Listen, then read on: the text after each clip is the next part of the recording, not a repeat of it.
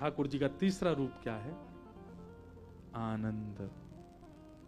हमारे गुरुदेव एक बहुत अच्छी बात कहते हैं, ठाकुर जी के प्रथम दो स्वरूप यदि आपने भली भांति पहचान लिए, यानी कि सत्य और चैतन्य, तो तीसरा रूप अपने आप प्रकट होगा। क्या? आनंद। वो सब गाओगे, नंद घर आनंद भयो जय कन्हैया, अवध में आनंद भयो जय रघुवर राम की। आनंद। रहते काशी में हैं, गंगा तट पर हैं, फिर भी इतने निराश हताश उदास क्यों? ये तो आनंद वन है, यहां तो महादेव भी आनंद में रहते हैं। आप क्यों इतने निरानंद में हो? क्योंकि आपने महादेव को उस रूप से देखा नहीं, जाना नहीं, पहचाना नहीं, इसलिए निराश हो। तो सत्य परमात्मा को जिस दिन आपने चैतन्य रूप से भज लिया, उसी दिन जीवन में आनंद आएगा। सच्चिदानंद रूपाय विश्वोत्पत्त्यादि हेतवे, विश्व की उत्पत्ति, पालन और संहार, ये तीन क्रिया जिनकी हैं। तापत्रय विनाशाय, तीन प्रकार के तापों का जो उपशमन करते हैं। ताप किसको कहते हैं? कष्ट को। एक बात बहुत ध्यान से सुनिएगा, ठाकुर जी को भजने वाला कष्ट विमुक्त नहीं होता।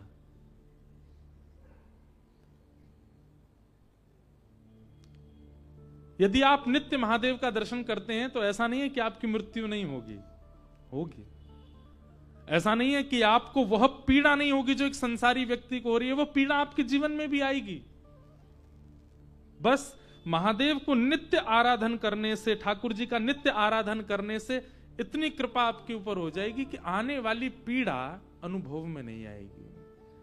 आने वाली पीड़ा आपको झकझोरेगी नहीं, आने वाली पीड़ा से आप परेशान हताश उदास नहीं होगे,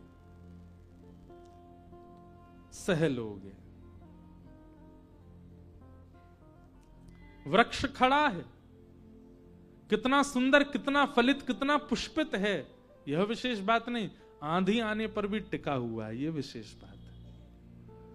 आप कितने स्वस्थ हैं, कितने पुष्पित, कितने पल्लवित, कितने फलित हैं, इसका मतलब क्या है? कितने धनवान, कितने सुंदर, कितने योग्य हैं, इनसे फर्क नहीं पड़ता। जीवन में आने वाली आंधी से जूझ रहे हैं, डट के खड़े हैं, ये आपके विशेष मानवत्व को प्रकट करता है। मानवत्व धनवान होने से नहीं, सुंदर होने से नहीं।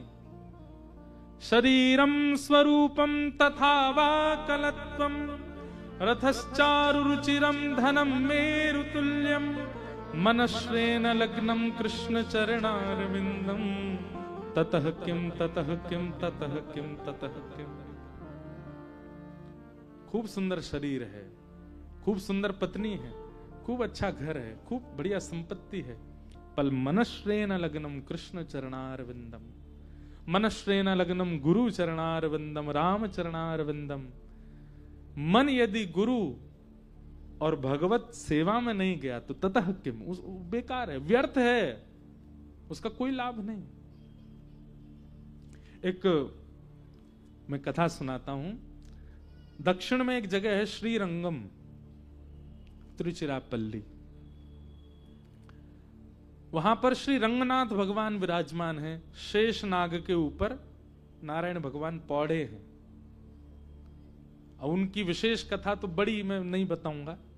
वहां पर एक भक्त हुए, उनका नाम था धनुर्दास। क्या नाम था? उनकी कथा मैं सुनाता हूं। धनुर्दास जो थे ना, उनकी पत्नी बहुत सुंदर थी, इतनी सुंदर थी कि संसार तो उनको दिखता ही था। धनुर्दास को भी इतने वर्ष ब्याह को हो गए, वो भी अपनी पत्नी को देखे बिना रहता नहीं, इतनी सुंदर।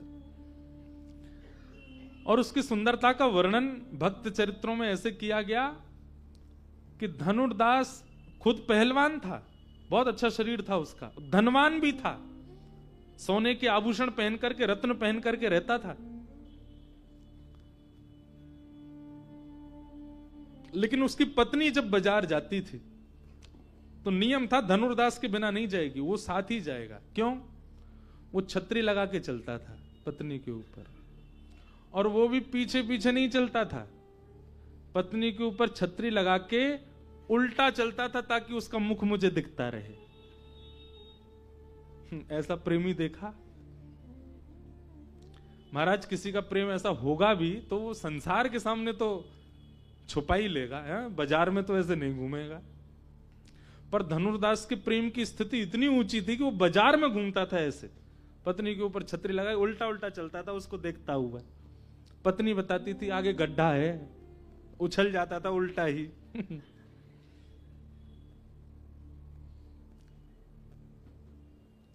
एक बार श्री रंगनाथ भगवान की सवारी जा रही थी, आगे सब लोग चल रहे थे हटाते हुए भीड़ को, हट जाओ हट जाओ, रंगनाथ भगवान की सवारी आ रही है। और सबसे आगे श्रीमद रामानुजाचार्य जी चल रहे थे, ठाकुर जी की सवारी चल रही है तो आचार्य आगे चल रहे थे। तभी उन्होंने इस दृश्य को देखा। क्या देखा? धनुर्दास अपनी पत्नी के ऊपर छतरी लगाए उल्टा चल रहा है उसको देखते हुए। अब नगर बाजार के लोग तो हंसी उड़ा में एक दूसरे दिख दिख दिख दिख दिख धनुर्दास को देख, कैसा जोरू का गुलाम है, देख। रोज उसको देखने के लिए अलग भीड़ लगती थी।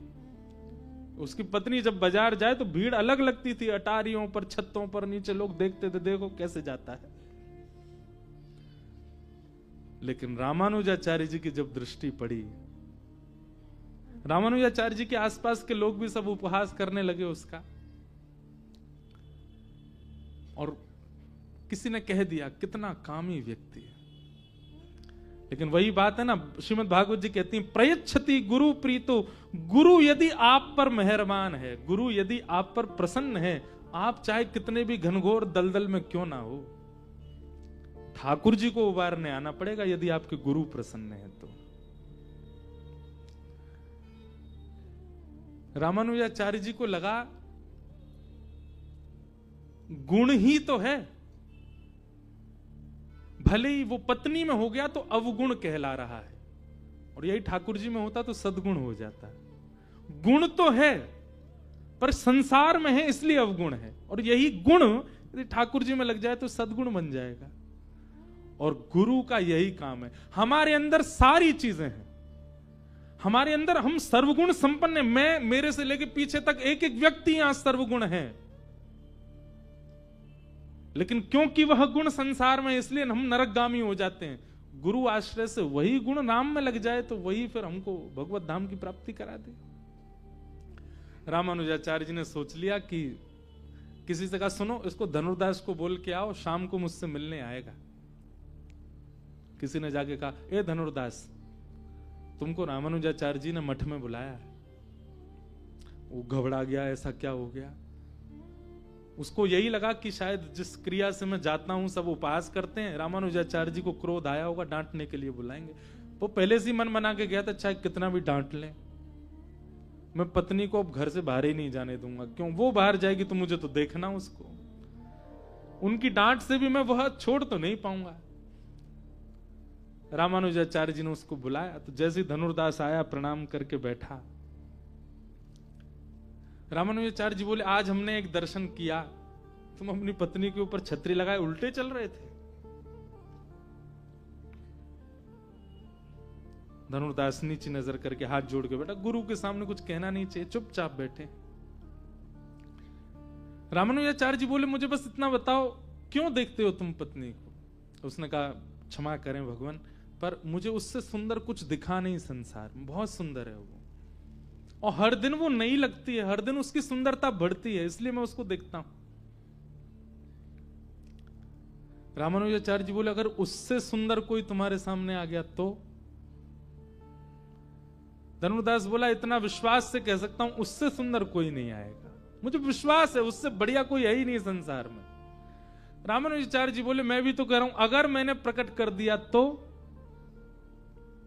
बोले मैं वचन देता हूं उससे सुंदर जो आएगा सदा उसको देखूंगा। फिर रामानुजाचार्य जी हाथ पकड़ के रंगनाथ भगवान के पास गए, और श्री रंगनाथ आचार्य हैं, उनकी बात तो ठाकुर जी मानते ही हैं। अंदर गर्भगृह में ले जाकर के कपाट बंद किए और रंगनाथ भगवान से प्रार्थना की, हे प्रभु इसके अंदर गुण है, लोगों में गुण होते हैं, इसके अंदर अति गुण है, गुण की मात्रा बहुत ज्यादा है। सब अपनी पत्नी को देखते हैं पर ऐसे कोई नहीं देखता होगा, मतलब गुण की अतीत है इसके अंदर। मेरी इच्छा है कि यह गुण आपके प्रति न्योछावर हो जाए। आप कृपा कर इसको अपने अद्भुत रूप का दर्शन कराओ। इतने में ही शंख चक्र गदा पद्मधारी श्रीमन नारायण, आहा सुंदर कमल नेत्र हैं ठाकुर जी के, कमल जैसी नासिका, कमल जैसे कपोल, अद्भुत स्वरूप रूप कांति। वैसे ठाकुर जी इतने सुंदर, पर आज आचार्य के कहने से इतने सुंदर बन के आए, इतने सुंदर बन के आए कि धनुर्दास ने जैसी उनका रूप देखा, नेत्र सजल हो गए, घुटने पर बैठ गया और सदा के लिए श्री ठाकुर जी को अब इन नेत्रों से और किसी को नहीं देखूंगा, वचन देता हूं। तुरंत दौड़ करके गया, अपनी पत्नी को लेकर के आया और स्वयं तो ठाकुर जी का हुआ, अपनी पत्नी को भी कर दिया। बोले आज से मैं और मेरी पत्नी केवल ठाकुर जी को भजेंगे, इन्हीं की शरण में रहेंगे, इन्हीं के साथ रहेंगे। जीवन भर के लिए ठाकुर जी के प्रति समर्पित हो गया। कहते हैं कि रामानुजाचार्य जी रोज स्नान करने के लिए कावेरी जी में जाते थे, तो ब्राह्मण वेद पाठियों के कंधे पर हाथ रख के चल के जाते थे और स्नान ध्यान करके जब संध्या करके पूर्ण पवित्र तिलक आदि लगा के जब पूर्ण पवित्र अवस्था में होते थे, तब धनुर्दास के कंधे पे हाथ रख के आते थे। ब्राह्मणों ने एक दिन इस पर शंका प्रकट की, बोले भगवान आप अशुद्ध अवस्था में सुबह सुबह नहा धो के जब उठते हो तब तो हमारे कंधे पे हाथ धर के जाते हो, और नहा धो के परम पवित्र शुद्ध होकर के जब आते हैं तो वो कामी व्यक्ति है धनुर्दास, उसके कंधे पे हाथ रख के आते हो। रामानुजाचार्य जी ने कहा कि तुमने उसमें काम का दर्शन किया, परंतु उसमें गुण का अतीत था, वही गुण ठाकुर जी में परिवर्तित हो गया, तो वही अवगुण ही बहुत बड़ा गुण बन चुका। और ये मैं बताऊंगा नहीं, तुम्हें दिखाऊंगा एक दिन उसका गुण। कैसे दिखाया? एक दिन रामानुजाचार्य जी कथा कर रहे थे वाल्मीकि रामायण, और वाल्मीकि रामायण में प्रसंग आया कि विभीषण शरणागति का जब प्रसंग आया कि विभीषण शरण लेने के लिए आया राम जी की, तो भगवान ने जैसे ही भगवान को पता चला कि विभीषण आया, तो ठाकुर जी ने सुग्रीव और वानरों की सब सेना को भीतर ले जाकर के सबसे पूछा। क्या पूछा? सुग्रीव शरण में आया, इसको शरण में लेना चाहिए कि नहीं लेना चाहिए? ये प्रसंग रामानुजाचार्य जी सुना रहे थे, तो सामने बैठा धनुर्दास इतना रोया, इतना रोया, इतना रोया, उठ करके कथा से ही चला गया। सब ब्राह्मण देवता उसकी हंसी उड़ाने लगे, बोले ये वही है जिसके कंधे पे हाथ धर के आते हो आप। तो कथा के बीच में से ही चला गया। रामानुजाचार्य जी बोले उसको बुला के लाओ। बुला के लाए। सभा ऐसी ही बैठी थी, सब जैसे आप बैठे हो। धनुर्दास से पूछा तुम गए क्यों? बोले भगवान मैंने आपसे कथा में सुना कि राम जी भक्त वत्सल हैं, वो सारे दोषों को नजरअंदाज करके सबको अपनी शरण प्रदान करते हैं, परंतु विभीषण जब उनकी शरण में आया तो उनको शरण देने की वजह वो सबसे पूछ रहे हैं कि इसको शरण में लूं कि नहीं। जब विभीषण जैसे भक्त के लिए ठाकुर जी को पूछना पड़ रहा है, तो मेरे को तो कभी भगवत प्राप्ति होगी नहीं। समझ में आई बात? उसके दुख का कारण क्या था, उसके शोक का कारण क्या था कि विभीषण जैसे को शरण लेने के लिए ठाकुर जी इतनी बड़ी मीटिंग कर रहे हैं, तो मैं तो फिर किसी लायक नहीं हूं, मुझे तो ठाकुर जी कभी शरण में नहीं लेंगे। इस बात से मेरे को रोना आ गया, मैं विरह व्याकुल हो गया, मैं उठ के चला गया। तब रामानुजाचार्य जी ने बताया है किसी की ऐसी विरह की स्थिति कि वो विभीषण की स्थिति और अपनी स्थिति को कंपेयर करके कह रहा है कि ठाकुर जी जब उसको लेने में इतनी मीटिंग कर रहे हैं तो मुझे कैसे लेंगे। तब रामानुजाचार्य जी ने कहा कथा पूरी सुनो। बैठा तब बताया कि सुग्रीव ने मना किया कि रक्त तो एक ही है, रावण का ही वंश का है, वो भी कहीं ना कहीं राक्षस तत्व तो होगा, आप उसको शरण मत लो। कई लोगों ने मना किया कि ठाकुर जी आपको परख लेना चाहिए विभीषण को, उसको अभी शरण में नहीं लेना चाहिए। एक प्रकार से मना हो गई सभा में कि विभीषण को शरण नहीं मिलेगी। ठाकुर जी उठ करके बाहर गए। सबको लगा कि इसको ठाकुर जी मना कर देंगे, लेकिन बाहर जाती ठाकुर जी ने क्या किया, सबके मना करने के बावजूद भी विभीषण को उठा करके हृदय से लगाया और हृदय से लगा करके उसको शरण प्रदान किया। तब रामानुजाचार्य जी बोले भगवान ने सभा इसलिए नहीं बुलाई कि सबकी बात मान करके भगवान उसको शरण में लेंगे। ठाकुर जी तो उसको शरण लेने का मन पहले ही बना चुके थे। ठाकुर जी तो केवल आस पास वालों की स्थिति परख रहे थे, इन लोगों की स्थिति कैसी हुई है, ये अभी भी अवगुण देख रहे हैं कि नहीं। और ठाकुर जी ने देख लिया कि इनकी दृष्टि अभी भी अवगुण देखने वाली है। ठाकुर जी ने किया वही जो ठाकुर जी का स्वभाव है। शरण गए प्रभु ताहि ना त्यागा। शरण में जो एक बार आया ठाकुर जी उसको त्याग नहीं करते, चाहे वो विश्वद्रोही क्यों ना हो, उसको लेते हैं ठाकुर जी।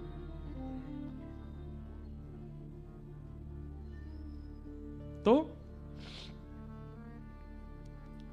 हमारा गुण अवगुण इसलिए है क्योंकि संसार के प्रति, वही कथा से, सत्संग से, गुरु कृपा से भगवत प्रति हो जाए, वही सद्गुण, वही भगवत प्राप्ति का कारण बन जाएगा। तो हम ये कथा क्यों सुना रहे हैं? तापत्रय विनाशाय, संसार से मिलने वाली पीड़ा वो भगवत भजन के बाद भी आपके जीवन में आएगी। मुझे भी बुखार आता है, मेरे परिवार में भी कई कलेश होते हैं, भले ही चाहे मैं 365 दिन कथा करता हूं, लेकिन इसका मतलब ये नहीं कि वक्ता हूं तो मेरे जीवन में कोई कष्ट नहीं। पर हां, जिस कष्ट से एक संसारी व्यक्ति टूट जाता है, बिखर जाता है, वह कष्ट भी जीवन में आने पर भगवत कृपा से वह स्थिति नहीं होती। कई बार तो कथा मंच पर आने से पूर्व ही कुछ ऐसी घटना, समाचार सुनाई दे जाता है परिवार का, जिससे एक व्यक्ति विचलित हो जाए। परंतु कथा की कृपा, सत्संग की कृपा, भगवत भाव की कृपा कि वह स्थिति आपको स्थिर रखती है, आपको गिरने नहीं देती। तो वृक्ष कितना पुष्पित है, कितना फलित है, कितना घना है, ये बड़ी बात नहीं, कितना मजबूत है ये बड़ी बात है। आप कितने धनवान हो, कितने सुंदर हो, कितने योग्य हो, ये बड़ी बात नहीं, पर सत्संग आपको मजबूत बनाता है कि स्थिति कैसी भी आ जाए आप बिखर नहीं सकते। इसलिए कई लोग कहते हैं हमने तो विश्वनाथ भगवान का अभिषेक करवाया था, फिर भी हमारे घर में ये क्यों हो गया। कई बार ऐसा भी होता है कि हमारी कथा कहीं हुई और कथा करके हम गए, दूसरी जगह कहीं कथा करने लगे, पता चली उस परिवार में एक ऐसी घटना घट गई। अब सब लोगों के मन क्या, कथा कराई थी इन्होंने, तब से इनके सारे दिन बिगड़ने लग गए, तब से इनके जीवन में कष्ट संकट आने लग गए। नहीं, बल्कि इसको आप ऐसे लो, वो आना निश्चित था, वो आना निश्चित है। पर जब ठाकुर जी देखते हैं ना कि कोई भक्ति पथिक हो गया है, तो ठाकुर जी कहते हैं देखो एक बात सुनना, हमारे 100 वर्ष की आयु बताते हैं पर जीता कोई नहीं, बहुत कम है जो 100 जी ले। 100 वर्ष के जीवन को विभाजित किया जाता है। जब ये 20 साल का होगा तब कुछ महीने के लिए कष्ट आएगा, फिर जब ये 28 वर्ष का होगा तब इतने दिन के लिए इसके जीवन में विपत्ति आएगी, फिर ये जब 40 का होगा तब ऐसा होगा, फिर 60 का होगा तब ऐसा होगा। हमारे जीवन के हर साल, हर 10 साल, 5 साल में, 4 साल में, 2 साल में एक संकट निश्चित लिखा है पहले से, और वो आपकी अंतिम पीड़ा तक उसका पूरा कोटा पूरा करना ही पड़ेगा आपको। और जितना रह जाएगा, मान लीजिए 80 साल में आपको कुछ भोगना था और आप भगवत धाम ही चले गए 75 में, तो फिर 80वां जो लिखा हुआ है वो भोगने के लिए आपको अगला जन्म लेना पड़ेगा। ये अधूरा रह गया इसका, तो वो जो होमवर्क अधूरा रह गया उसकी पूर्ति के लिए ठाकुर जी फिर भेजेंगे विद्यालय में, संसार में, जाओ उसको करके आओ। लेकिन व्यक्ति जब शरणागत हो जाता है ठाकुर जी के, व्यक्ति जब अधीन हो जाता है ठाकुर जी के, व्यक्ति जब भजने लगता है ठाकुर जी को, तो ठाकुर जी पता है क्या करते हैं? पूरे 80 वर्ष में विभाजित जो कष्ट था उन सबको समेट के एक साथ भोगवा देते हैं। जो इतने लंबे जीवन में भोगना था वो ठाकुर जी 2-3 वर्ष में ही भोगवा करके खत्म कर देते हैं कोटा। बोले अभी इसका सब नष्ट करना प्रारंभ करो। कई बार आप जब व्यसनी थे, आप जब भोगी थे, आप जब लोभी थे, तब इतने संकट नहीं थे, पर जब से त्रिपुंड लगाना शुरू किया, जब से ऊर्ध्वपुंड लगाना शुरू किया, जब से राम राम भजना शुरू किया, कष्ट की घड़ियां बढ़ने लग गई। इसका मतलब क्या है? ये पूरे जीवन में भोगने वाले जो थे अब ठाकुर जी ने एक संग दे दिए। मतलब ना तो फर्स्ट टर्म एग्जाम हुए ना, सेकंड टर्म हुए ना, हाफ ईयरली हुआ ना, थर्ड टर्म हुआ, सीधा फाइनली हो गया है। तो फाइनल एग्जाम दे देते हैं, बोले बाकी कुछ नहीं करना, तुम तो सीधा ग्रैंड फिनाले करो, बाकी सब क्यों करना है। तो कई बार भगवत शरणागति लेने के बाद कष्ट यदि अनुभव हो रहे हैं तो ये समझ लीजिए कि फाइनल एग्जाम है हमारा, पूर्ण परीक्षा, इसको कर लेंगे, सब ठीक है, सब आनंद है। तापत्रय विनाशाय, कष्टों से मिलने वाली जो पीड़ा है उसका नाश करते हैं ठाकुर जी। कष्ट का नाश नहीं, वो तो हमारा प्रारब्ध है, वो तो भोगना पड़ेगा हमको। पर बंधुओं, नाम में सामर्थ्य है, नाम में सामर्थ्य है क्या? उस कष्ट रूपी पहाड़ को कंकड़ बनाने की, उस कष्ट रूपी बाण को सुई बनाने की सामर्थ्य नाम में है।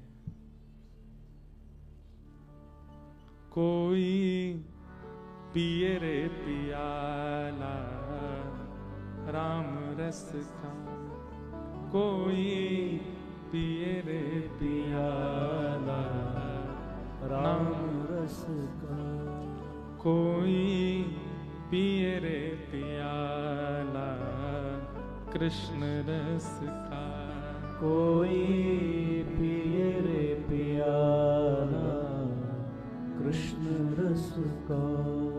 ये नाम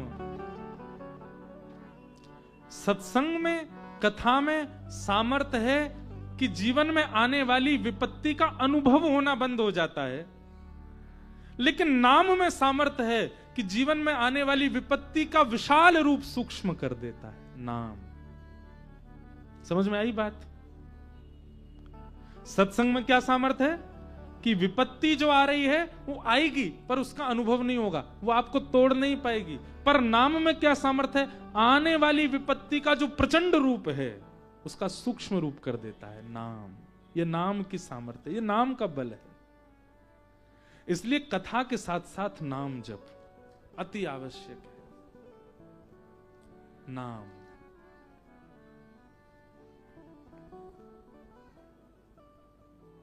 नाम आवश्यक है। चाहे राम नाम का आश्रय लो, चाहे कृष्ण नाम का आश्रय लो, चाहे शिव नाम का आश्रय लो। आप अनाथ मत रहिए, हम आपसे प्रार्थना कर रहे हैं। आप कहोगे विचित्र बात क्यों कह रहे हो महाराज जी, हम सबके माता पिता हैं, हमको अनाथ क्यों? जो बिना नाम के जीवन जी रहा है वो अनाथ ही है। जिसके जीवन में कोई नाम नहीं है वो अनाथ है। और सुनिए एक बात, जो अनाथ होते हैं ना, दुर्भाग्य से उनको अनाथालय में रहना पड़ता है। वृंदावन जो है ना, ये माता पिता का घर है। अयोध्या माता पिता का घर है। काशी माता पिता का घर है। ये तीर्थ जो धाम है, जो गुरु घर है, ये सब माता पिता के घर हैं। और संसार ये अनाथालय है। जो नाम के बिना रहता उसको अनाथालय में रहना पड़ता है, उसको संसार में रहना पड़ता है। और जो नाम आश्रित होता है वो घर में रहता है, माता पिता के संग रहता है। वो या तो फिर वृंदावन में रहेगा, या बरसाने में रहेगा, या काशी में रहेगा।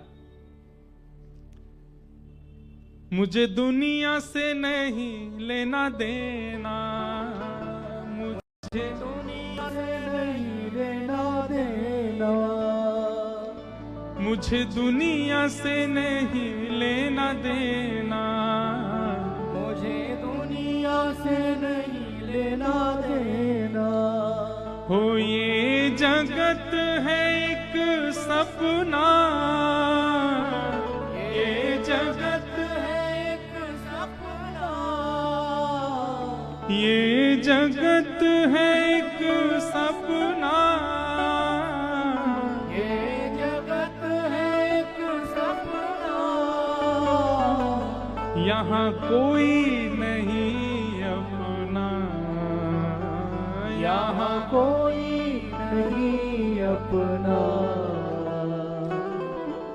गर्जना करके बोलना अगली पंक्ति, मेरी अपनी वृषभानु दुलारी, मेरी अपनी वृषभानु दुलारी, ओ मेरी अपनी वृषभानु दुलारी, मेरी अपनी वृषभानु दुलारी जहाँ विराजे राधा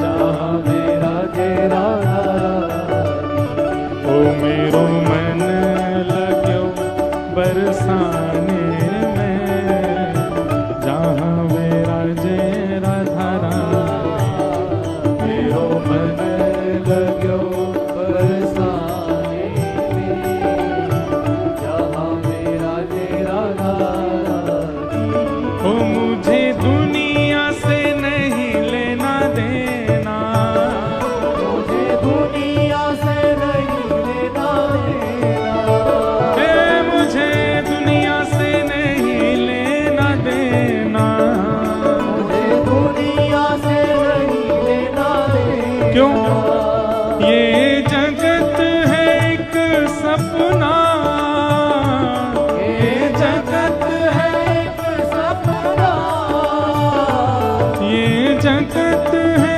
एक सपना ये जगत है एक सपना यहाँ कोई नहीं अपना यहाँ कोई नहीं अपना ओ यहाँ कोई नहीं अपना यहाँ कोई नहीं अपना मेरी अपनी वृषभानु दुलारी मेरी अपनी वृषभानु दुलारी मेरी अपनी बरसाने वाली मेरी अपनी बरसाने वाली जहाँ विराजे राधा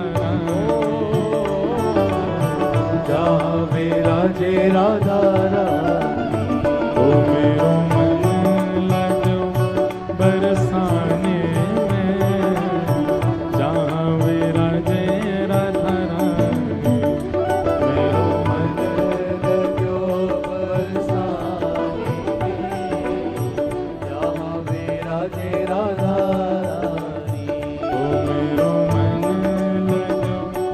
ये हमारे बरसाने के पूज्य श्री विनोद बिहारी दास बाबा, उनकी पंक्तियां हैं। कोई सामान्य भजन नहीं है, एक भगवत प्राप्त श्री किशोरी जी के प्राप्त महापुरुष की वाणी है, इसलिए गा रहे हैं हम। सब लोग गाने में चूको नहीं। और सुनो, महादेव नित्य क्या जपते रहते हैं, राम नाम जपते हैं, परंतु हमारे ब्रज के भाव से देखो तो श्री किशोरी जी के ध्यान में रहते हैं नित्य महादेव, नित्य किशोरी जी का ध्यान रखते हैं। मेरी अपनी वृषभानु दुलारी मेरी अपनी वृषभानु दुलारी हे वृषभानु दुलारी वृषभानु दुलारी बरसाने वारी बरसाने वाली श्री कृष्ण प्यारी बरसाने वाली श्री कृष्ण प्यारी बरसाने वाली वृषभानु दुलारी वृषभानु दुलारी वृषभानु दुलारी वृषभानु दुलारी मेरी अपनी वृषभानु दुलारी मेरी अपनी वृषभानु दुलारी ओ जहाँ विराजे राधा जहाँ विराजे राधा ओ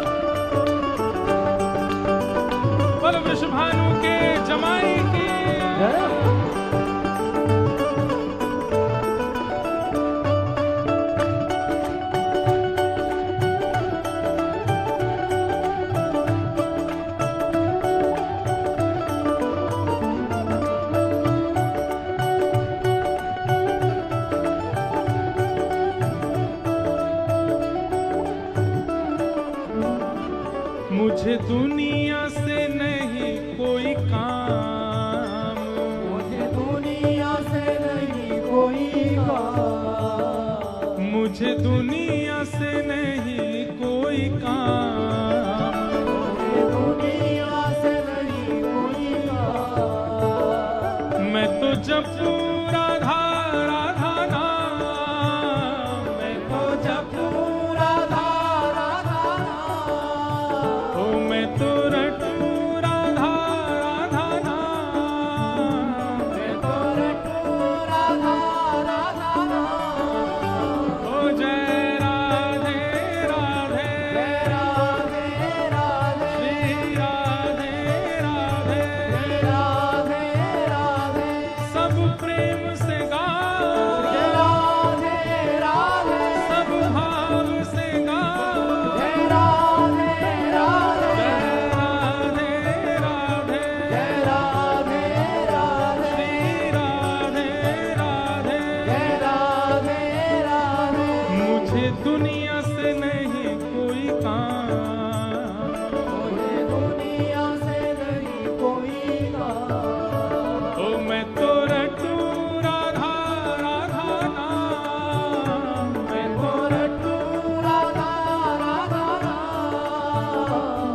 दर्शन करूं शुभ शाम, दर्शन करूं सुबह शाम, मेरे मन में विराज श्याम दीवानी, मेरे मन में विराजे श्याम दीवानी, मेरे मन में विराज श्याम दीवानी, मेरे मन में विराजे श्याम दीवानी। जहाँ विराजे राधा रानी, जहाँ विराजे राधा रानी, ओ मेरो मन लगो बरसाने में, जहाँ विराजे राधा रानी, मेरो मन लगो बरसाने में, जहाँ विराजे राधा रानी।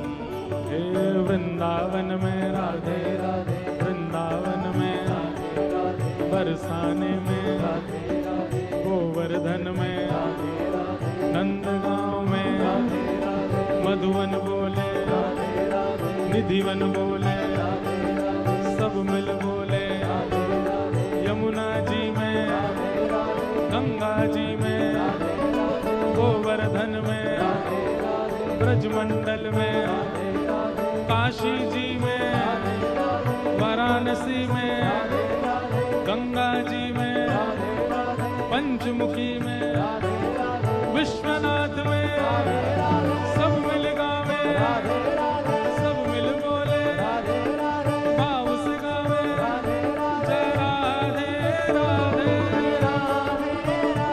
श्री राधे राधे जय राधे राधे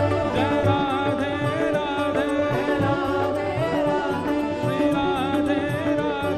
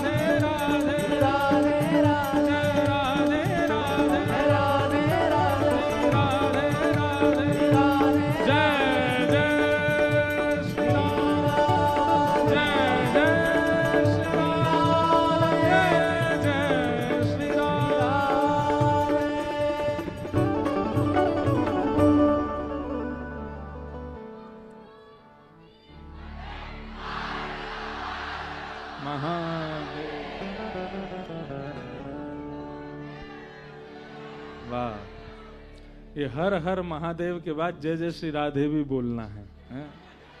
क्योंकि काशी ब्रज मिलन महोत्सव हो रहा है। तो हम जो बात कह रहे हैं वो समझ में आई क्या? संसार में अनाथ कौन? जिसके नाथ विश्वनाथ नहीं, जिसके नाथ द्वारिका नाथ नहीं, जिसके नाथ रामनाथ नहीं, जिसके नाथ श्रीनाथ नहीं, वो अनाथ है। अमूमन माता पिता नहीं है उसको अनाथ कहा जाता है, पर नहीं, इनके नाम के साथ ही नाथ शब्द क्यों है? विश्वनाथ बोले पूरे विश्व के जो स्वामी हैं, पूरे विश्व के जो रक्षक हैं, पूरे विश्व को जो नथने वाले, अपने वश में रखने वाले, वो विश्वनाथ। तो ऐसे विश्वनाथ, उनके नाम का आश्रय लो। जो नाम आश्रित नहीं है वो अनाथ है, और अनाथ को अनाथालय में रहना पड़ता है। अनाथालय संसार है। घर में रहो, और घर में तब रहोगे जब माता पिता की मानोगे। माता पिता की मानने का मतलब कथा सुनना, ये माता पिता की मानना है। हमारे माँ कौन है? पराम्बा जगदम्बा पार्वती माँ है, पिता महादेव है। हमारी माँ श्री किशोरी जी हैं, पिता ठाकुर जी हैं। माँ जानकी जी हैं, पिता राम हैं। माता पिता के आश्रय में रहो, घर में रहोगे। घर में रहोगे मतलब धाम में रहोगे, नाम में रहोगे, लीला में रहोगे। अनाथ मत रहो, सनाथ हो जाओ, नाम का आश्रय ले लो। एक नाम को पकड़ लीजिए बस। महादेव सतत जपत मंत्र राम नाम। स्वयं विश्वनाथ भी एक नाम के आश्रय में है। निराधार को आधार एक राम नाम, प्रेम मुदित मन से कहो राम राम राम।